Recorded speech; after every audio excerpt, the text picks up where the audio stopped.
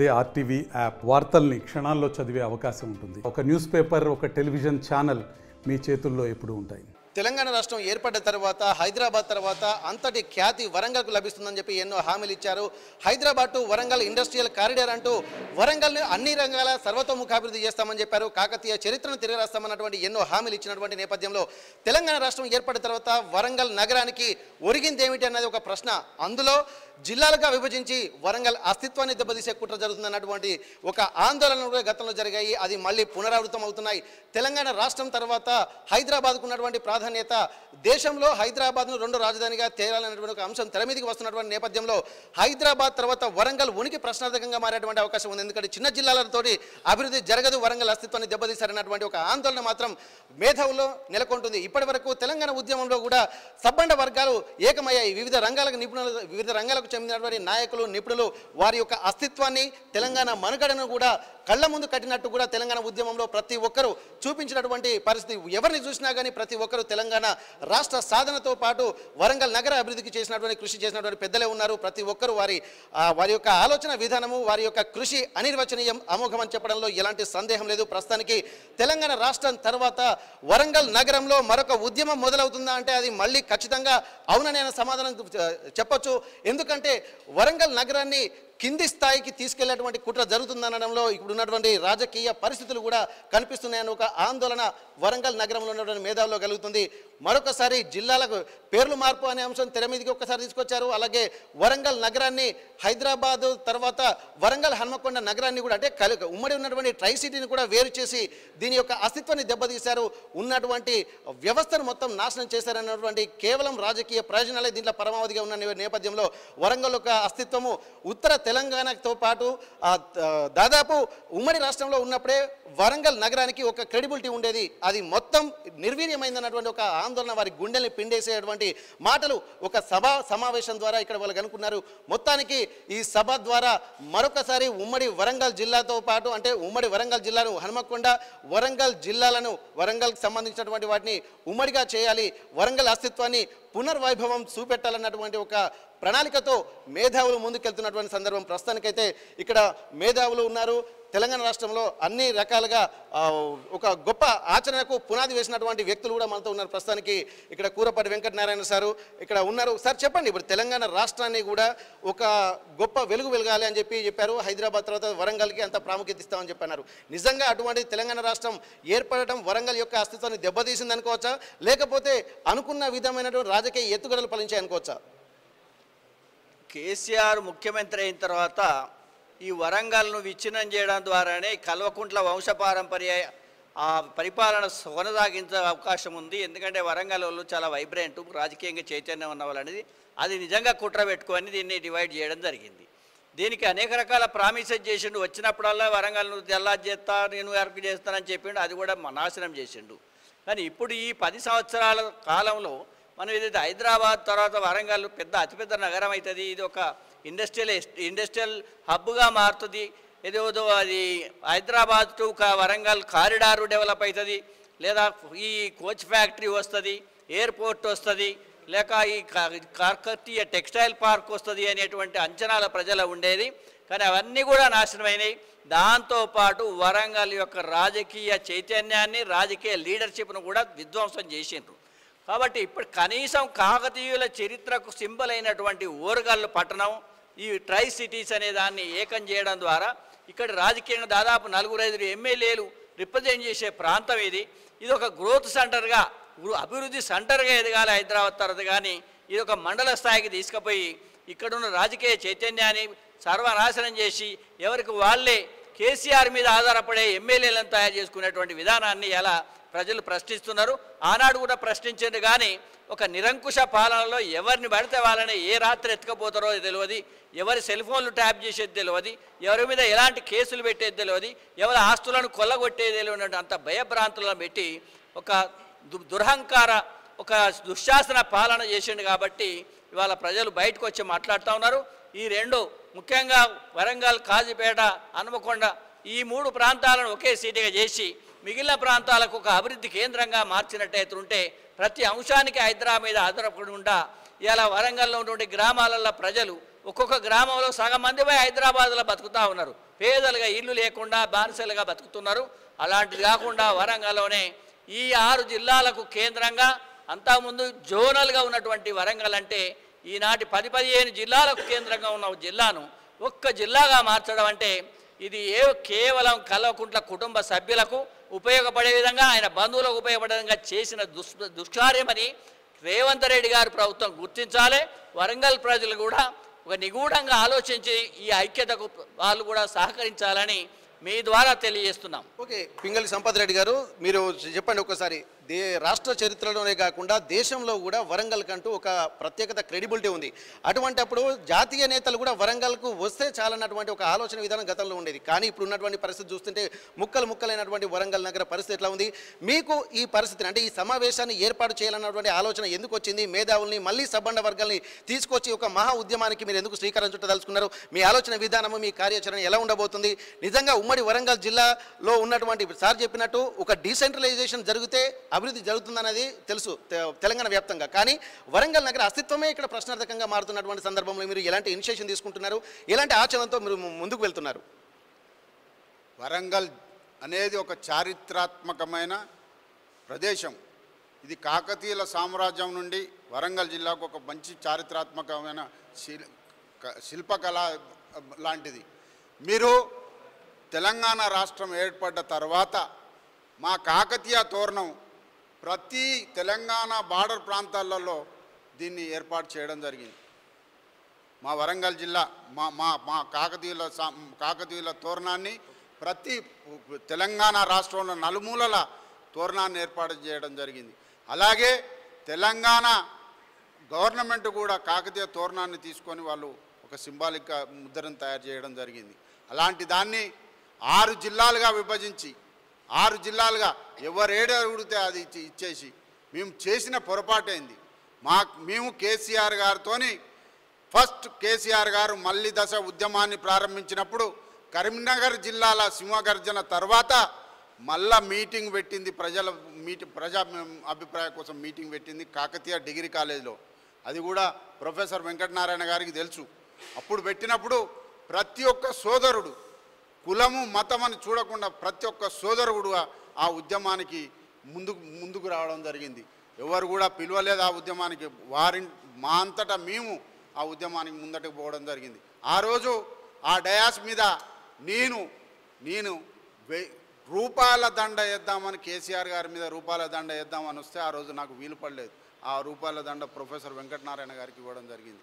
అప్పటి నుంచి కూడా మేము ఉద్యమాలన్నీ కరెక్ట్గా అన్నీ అనుకున్నట్టుగా జరిగింది. ఒక ప్రణాళికాబద్ధంగా జరగడం వల్లనే తెలంగాణ సాధ్యం అనేది, తెలంగాణ రాష్ట్రం సాధ్యమైంది. కానీ ఇక్కడ అభివృద్ధి విషయానికి వచ్చేసరికి వరంగల్ ఒక స్ట్రాటజికల్గా డౌన్ అయినట్టుగా తెలుస్తుంది. ఇప్పుడు ఇండస్ట్రియల్ కారిడార్ లేదు, ఉన్నటువంటి వ్యవస్థ లేదు. పాత ఉన్నటువంటి ఏది అజంజాహీ మిల్లు లాంటివి పునరుద్ధరిస్తామని చెప్పి అన్నారు. కానీ ఇప్పుడు చూస్తే ఎయిర్పోర్ట్ కాదు కదా, ఉన్నటువంటి ఒక రవాణా మార్గాలు కూడా సరిగా లేనటువంటి పరిస్థితి దిగజారిందని అనుకోవచ్చు. కానీ ఇప్పుడు నిజంగా మీరు ఒక బ్రీఫ్గా చెప్పండి, ఈ ఉద్యమాన్ని మీరు ఏ విధంగా ముందుకు తీసుకెళ్లదలుచుకుంటున్నారు, మీ ఆలోచన విధానాన్ని? ప్రతి ఒక్క సోదరుణ్ణి మీ ద్వారా తెలియజేస్తున్నా ఏంటంటే, హనుమకొండ జిల్లా వరంగల్ జిల్లా కలిసి ఉంటే మనకు అభివృద్ధి పెరుగుతుంది, అభివృద్ధిలో ముందుకు వెళ్తాం మనం. దీని ద్వారా మీ ద్వారా నేను తెలియపరిచేది ప్రతి ఒక్క సోదరుని, ప్రతి ఒక్క సంఘ సభ్యుని కూడా నేను కోరుకుంటున్నాను ఏంటంటే, ఈ ఉద్యమానికి మీరందరూ మా చేయి కలిపి ఉద్యమంలా కాకుండా శాంతియుతంగానే. ఇంకోటి మీకు చెప్పేది, ఈ జిల్లాలు ఏర్పరిచిండు 33 జిల్లాలు ఏర్పరిచి రాష్ట్రపతి గారికి ఆర్డర్ పంపడం జరిగింది. పంపిన తర్వాత 33 జిల్లాలు కాదు 17 జిల్లాలే చేయండి అని మళ్ళీ దాన్ని ఫైల్ను రిటర్న్ పంపడం జరిగింది. దానిలో కూడా మేము ఈరోజు తీసుకున్న నిర్ణయం, ముఖ్యమైన నిర్ణయం ఏంటంటే, 2 జిల్లాలు హనుమకొండ జిల్లా వరంగల్ జిల్లా కనుక ఏకమైతే మాకు అభివృద్ధిలోనూ పరిపాలనలోనూ చాలా చక్కగా ఉంటుందని మేము ఆలోచించే మీరు నిర్ణయం తీసుకోవడం జరిగింది. అది కూడా మీకు ఈరోజు నేను ఒకటి తెలియదు, హనుమకొండ జిల్లా అన్నాడు, వరంగల్ జిల్లా అన్నాడు. మళ్ళా నగరపాలక సంస్థకు వచ్చే వరకు మాత్రం హనుమకొండ జిల్లా, వరంగల్ జిల్లా, ఆ తర్వాత మా వర్ధనపేట జిల్లా, పరకాల జిల్లా 4 జిల్లాలు కలిపితే నగరపాలక సంస్థ అయింది. ఇది ఎంతవరకు కరెక్ట్ అని మీరు ఆలోచించవచ్చు. ఓకే, గుడిమల్ల రవికుమార్ గారు మీరు చెప్పండి, ఇప్పటి వరకు తెలంగాణ అస్తిత్వంలో ప్రతి ఒక్క డిపార్ట్మెంట్ కూడా అన్ని సబర్ణ వర్గాలు ఏకమైనటువంటి నేపథ్యంలో వరంగల్ నగరం అనేది ఒక వెనుకబడినటువంటి వ్యవస్థగా మారిపోతుంది. ఎందుకంటే ఒక ఏ బలం లేకుండా దాదాపు 6 ముక్కలుగా చేస్తున్నటువంటి అభిప్రాయం అయితే వ్యక్తమవుతున్న నేపథ్యంలో అడ్వకేట్గా తెలంగాణ ఉద్యమకారుగా మీరు ఏం చెప్పదలుచుకున్నారు? ఈ 2 జిల్లాలు కలిస్తే ఎట్లా ఉండబోతుంది, దీనికి లేకపోతే దీని పరిణామాలు ఏ విధంగా ఉండబోతున్నాయి?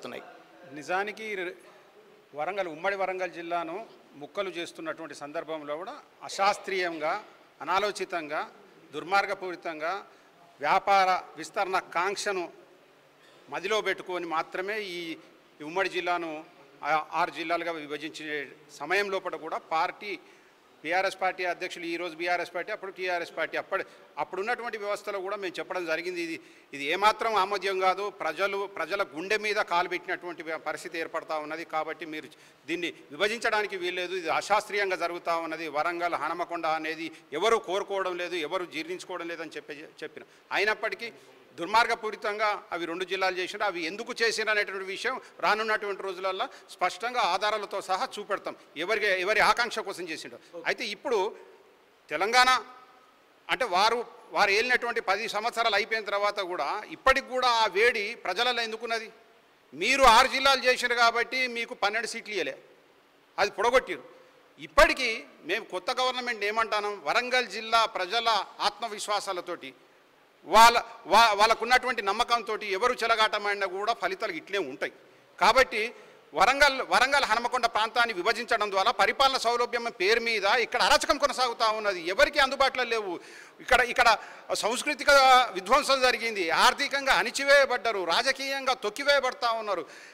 కాబట్టి వరంగల్ జిల్లా అస్తిత్వాన్ని చరిత్ర పుటల్లో నిలపకుండా చేయడానికోసానికే ఇది కుట్ర జరుగుతుందని చెప్పి వరంగల్ జిల్లా ప్రజలు భావిస్తూ ఉన్నారు. కాబట్టి పునరేకీకరణ జరగాల్సినటువంటి అవసరం ఉన్నది, మళ్ళీ చరిత్రను పునర్నిర్మించుకోవాల్సినటువంటి అవసరం ఉన్నది, ప్రజలకు ఒక వారసత్వాన్ని అందించాల్సినటువంటి అవసరం ఉన్నది. కాబట్టి ఈరోజు ప్రజా సంఘాలు కానీ వివిధ పార్టీలు కానీ అన్నీ ఇక్కడ కూర్చొని ఒక ఏకవాక్య తీర్మానం చేసినాం, 2 జిల్లాలను మళ్ళీ కలపాలని చెప్పేసి ఈ తీర్మానం చేసినాం.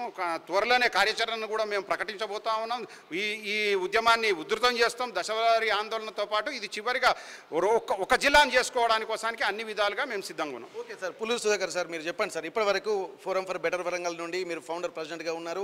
అనేక విషయాలు తెలంగాణకు సంబంధించినటువంటి అంటే వరంగల్ మహానగరం ఎలా ఉండాలి, దీని కాకతీయ సామ్రాజ్యం ఎలా పరిడవిల్లిందో మళ్ళీ ఆ అస్తిత్వాన్ని పునరేకీకరించాలనేటువంటి ఒక లక్ష్యంతో మీరు కూడా కొన్ని సంవత్సరాలుగా మీరు కృషి చేస్తున్నారు. ఈ సందర్భాన్ని పురస్కరించుకొని ఎన్నో ప్రతులను కూడా మీరు ప్రభుత్వానికి అందజేశారు. వరంగల్ నగర అభివృద్ధి ఎలా ఉండాలనే దాని మీద ఒక డీప్ ప్లానింగ్ అనేది ప్రతి దానికి మీరు సోర్స్ అవుతున్నటువంటి సందర్భాలు కూడా మేము చూస్తూనే ఉన్నాము. అటువంటి అప్పుడు ప్రస్తుతం ఉన్నటువంటి వరంగల్ హనుమకొండ జిల్లాల వ్యవస్థ ఎలా ఉండబోతుంది, అభివృద్ధి ఎందుకు జరగడం లేదు, దీనికి సంబంధించి మిగిలిన మీ దగ్గరటువంటి సమాచారం ఏంటి, అసలు బ్రీఫ్గా ఒకసారి చెప్పండి సార్. వాస్తవానికి అభివృద్ధికి సహజ వనరులు కీలకం. సహజ వనరులు ఎక్కడైతే సమతుల్యంగా ఉంటాయో అక్కడ అభివృద్ధి జరుగుతుంది. ఉమ్మడి వరంగల్ జిల్లాలో ఒకప్పుడు ఆ పరిస్థితి ఉండేది. పర్యాటకం ఉండేది, మైనింగ్ ఉండేది, ఫారెస్ట్ ఉండేది, విద్య ఉండేది, అన్ని రకాల ఇంప్రూవ్డ్ ఇన్ఫ్రాస్ట్రక్చర్ కూడా ఉండేది. ఎప్పుడైతే వరంగల్ 6 ముక్కలుగా అశాస్త్రీయంగా విభజింపబడ్డదో అప్పుడు ఏ ముక్కకు ఆ ముక్కలో ఒకే రంగం మిగిలిపోయిన పరిస్థితి ఏర్పడి వరంగల్ సమగ్రాభివృద్ధి ఆగిపోయే పరిస్థితి వచ్చేసింది. అంటే ఆల్రెడీ ఇదివరకే వరంగల్ వెనుకబడి ఉంది. అంటే ఈ పరిస్థితుల్లో మరి తప్పనిసరిగా కనీసం హన్మకొండ వరంగల్ జిల్లాలైనా కూడా 2 కలిపితే బాగుంటుందనేది మేము మొదటి నుంచి ఒక ఆలోచన చేస్తున్నాం. 5-6 ఏళ్ల క్రితమే మొట్టమొదటిసారి ప్రపోజల్ ఇది ఫోరం ఫర్ బెటర్ వరంగల్ చేశాం. దానికి రిప్రజెంటేషన్ కూడా మేము అప్పుడు ఇచ్చినాం కలెక్టర్కు, వాళ్ళకి 2 కలపాలని. ముఖ్యంగా మా బేస్ ఏంటిది అని అంటే హన్మకొండకు వరంగల్కి ఒక డిస్టింక్ట్ ఐడెంటిటీస్ ఉన్నాయి. వరంగల్లో కొన్ని రంగాలు ఉన్నాయి, హన్మకొండలో కొన్ని రంగాలు ఉన్నాయి. వరంగల్లో అగ్రికల్చర్కి వ్యవసాయ రంగం ఉంది, వరంగల్లో అసంఘటిత రంగం ఉంది, వరంగల్లో మనకు ముఖ్యంగా ఇండైరెక్ట్ ఎంప్లాయ్మెంట్ ఉంది, వరంగల్ ఇన్కమ్ జనరేటింగ్ ఏరియా వ్యాపార పరంగా. హన్మకొండ విషయానికి వస్తే మాత్రం అది ఖచ్చితంగా మనకు ఎడ్యుకేషన్ డెవలప్మెంట్ ఉన్నది, మానవ వనరులు ఉన్న ప్రాంతం, అలాగే ఆ రకరకాల విద్యావంతులు, మేధావులు, దాంతోపాటు నిరుద్యోగిత ఎక్కువ ఉన్న ప్రాంతం కూడా. హన్మకొండలో 45% నిరుద్యోగిత ఉంది. మనకు జీడిపీలు ఇట్లా చూసినా కూడా వరంగల్ 15 ప్లేసులో ఉంటే హన్మకొండ జిల్లా 30వ ప్లేసులో ఉంది, 33 జిల్లాలు. అయితే ఈ రెండింటికి ఉన్న ఒక సామీప్యత లక్షణం ఏంటిదంటే ఈ 2 కలిపితేనే అభివృద్ధి సంపూర్ణమవుతుంది. ఇట్ ఈజ్ కాంప్లిమెంటరీ, 2 పరస్పర పూరకం. వరంగల్లో ఉన్న అగ్రికల్చర్కి ఇక్కడున్న మానవ వనరులు కావాలి, వరంగల్లో ఉన్న ఈ హెరిటేజ్కి, తర్వాత మనకు ఉన్న టెక్స్టైల్ సెక్టర్కి ఇక్కడున్న సాంకేతికత కావాలి. తర్వాత ఇక్కడ సర్వీస్ సెక్టర్ హన్మకొండలో బాగా డెవలప్ అయింది. సర్వీస్ సెక్టర్ మనకు సేవారంగమే అభివృద్ధిలో 60% ఇస్తుంది మనకి. అంటే ఈ రకంగా ఇప్పుడున్న పరిస్థితిలో హన్మకొండ వరంగల్ ఒకే ఆత్మ వాస్తవానికి. రెండు కలిపితే తప్ప అభివృద్ధి సంపూర్ణమయ్యే అవకాశం లేదు. కాబట్టి ఈ రెండింటిని మేము ప్రజలకు తెలియజేస్తూ ఆల్రెడీ మేము దీనికి సిద్ధాంత భూమిక తయారు చేసినాం, డాక్యుమెంట్ చేసినాం కూడా. లాస్ట్ టైం టీఆర్ఎస్ గవర్నమెంట్ ఉన్నప్పుడే దీన్ని అందించడానికి ప్రయత్నం చేసినాం, కానీ వాళ్ళేం పెద్దగా అప్పుడు పట్టించుకోలేదు. అయితే ఇప్పుడున్న పరిస్థితుల్లో ఆ భూమిక మేము ఇస్తున్నాం ఫోరం ఫర్ బెటర్ వరంగల్ తరఫున. ప్రజలకి కన్విన్స్ తప్పనిసరిగా చేస్తాం అభివృద్ధి ఎట్లా ఆగిపోయింది, అభివృద్ధి తిరిగి ఎట్లా ప్రారంభమవుతుంది దేంతో అనేది. కాబట్టి ఖచ్చితంగా ఈ మూమెంట్ను ముందుకు తీసుకుపోతామని చెప్పి ఫోరం ఫర్ బెటర్ వరంగల్ తరఫున నేను తెలియజేస్తాను. ఓకే, ఇప్పుడున్నటువంటి పరిస్థితులను చూస్తుంటే మీకు ఉన్నటువంటి ఆలోచన విధానము ఎట్లాంటివి, ఏ అంశాల మీద వెనుకబడిపోయిందని మీరు భావిస్తున్నారు? వరంగల్లో ధిక్కార స్వరానికి పోరాటాలకు స్ఫూర్తి. ఆ స్ఫూర్తి ఉంటే భయపడి ముక్కలు చేసి ఒక కుట్రతోనే నాశనం చేయడం అనేది జరిగింది. ప్రపంచంలోనే ట్రై సిటీస్ ఎక్కడ లేవు. కాజీపేట్, హన్మకొండ చారిత్రక నేపథ్యం ఉన్నది, జాగ్రఫికల్గా కూడా ఒకే దగ్గర ఉన్నాయి. దీని ముక్కలు 6 ముక్కలు ఎక్కడ ఎవరి ఏ ప్రాంతం ఏ నియోజకవర్గంలో ఉన్నదో తెలియదు. ఓ వరంగల్ ప్రజల చైతన్యానికి, ధిక్కారానికి, స్వరానికి ఎంత మారుపేరైతున్నదో వస్తున్నటువంటి నిలబెట్టుకోవడంలో కానీ, పోరాటాలు చేసి సాధించినటువంటి 3 సార్లు పార్లమెంట్ సాక్షిగా అనౌన్స్ చేసినటువంటి కోచ్ ఫ్యాక్టరీ మళ్ళీ వెళ్ళిపోయింది. ఓ రాజకీయ నాయకులారా, మీ లోపల ఉన్నటువంటి అన్నిటినీ పక్కకు పెట్టి రాజకీయాలకు అతీతంగా ఈ ప్రాంత అభివృద్ధిగా, ఇక్కడ పుట్టిన బిడ్డగా వరంగల్ సాంస్కృతిక మరి వికాసాన్ని ఈ వినాశనం చేస్తున్నటువంటి దాన్ని ఎదుర్కొని ఒకే జిల్లాగా మార్చడం వల్ల ఒక గొప్ప మెసేజే కాకుండా అభివృద్ధిలో, అది వికాసంలో ఉంటుందని తెలియజేస్తూ, రాజీ లేనటువంటి పోరాటం, చావులు కాదు. ఇంతకుముందు మిత్రుడు అన్నాడు, అవసరమైతే చావడం కోసం కాదు, అవసరమైతే ఎవడైతే విఘాతానికి నష్టానికి చేసినో వాళ్ళు చావాల్సిందే తప్ప ఈ సాధించేంత వరకు కూడా మరి ప్రజా సంఘాలు అందరం కలిసి, నేను రైల్వే కోచ్ ఫ్యాక్టరీ సాధన సమితి అధ్యక్షులు, మరి ఈ పోరాటంలో భాగంగా ఖచ్చితంగా ఇది విజయవంతమయ్యేంత వరకు ఈ పోరాటం రాజీ లేని పోరాటం సాగిస్తామని తెలియజేస్తున్నాం. ఓకే, అయితే చెప్పండి సార్. ఓకే, అయితే ఇప్పటి వరకు మనం చూసినట్టయితే ఇది శాస్త్రీయ విభజన జరగలేదు, తెలంగాణ అస్తిత్వం కాదు. అంటే దేశంలో, అంటే 800 సంవత్సరాల క్రితమే కాకతీయ సామ్రాజ్యానికి రాజధానిగా ఉన్నటువంటి వరంగల్ అనేది ఇంకా ఎంతో అభివృద్ధి చెందాల్సినటువంటి అవసరం ఉంది. కానీ ఒక వ్యూహాత్మక దాడి వల్లే ఇది వరంగల్ అనేది అస్తిత్వం దెబ్బతిన్నటువంటి ప్రమాదంలో పడిపోయింది అంటున్నారు. రాజకీయ ప్రయోజనాల కోసం, స్వార్థ ప్రయోజనాల కోసం వరంగల్ మనగడనే ప్రశ్నార్థకంగా మారేటువంటి అవకాశం ఉన్నటువంటి నేపథ్యంలో మళ్ళీ వారి కాకతీయుల వారసులుగా మేము మళ్ళీ కథన రంగంలోకి దూకుతాము, వారసులుగా మేము వరంగల్ అస్తిత్వాన్ని కూడా మేము నిలబెడతామన్నటువంటి ఒక ధీమా వ్యక్తం చేస్తున్నారు. అందుకోసమే ఇక్కడ వరంగల్ మహానగర పురపాలక సంఘం ఆధ్వర్యంలో దాదాపు అన్ని సబ్బండ వర్గాలు కూడా ఇక్కడ మళ్ళీ తమ అస్తిత్వాన్ని పునర్నిర్మించాలన్నటువంటి లక్ష్యంతో ముందుకు వెళ్తున్నటువంటి పరిస్థితి నెలకొంది. హన్మకొండ నుండి కెమెరా పర్సన్ రాజుతో వెంకటరత్నం, RTV వరంగల్. మరిన్ని వీడియోస్ కోసం ఛానల్ ని సబ్స్క్రైబ్ చేయండి, లేటెస్ట్ అప్డేట్స్ కోసం వాట్సాప్ ఛానల్ ని ఫాలో చేయండి, అండ్ లింక్ డిస్క్రిప్షన్ లో ఉంది.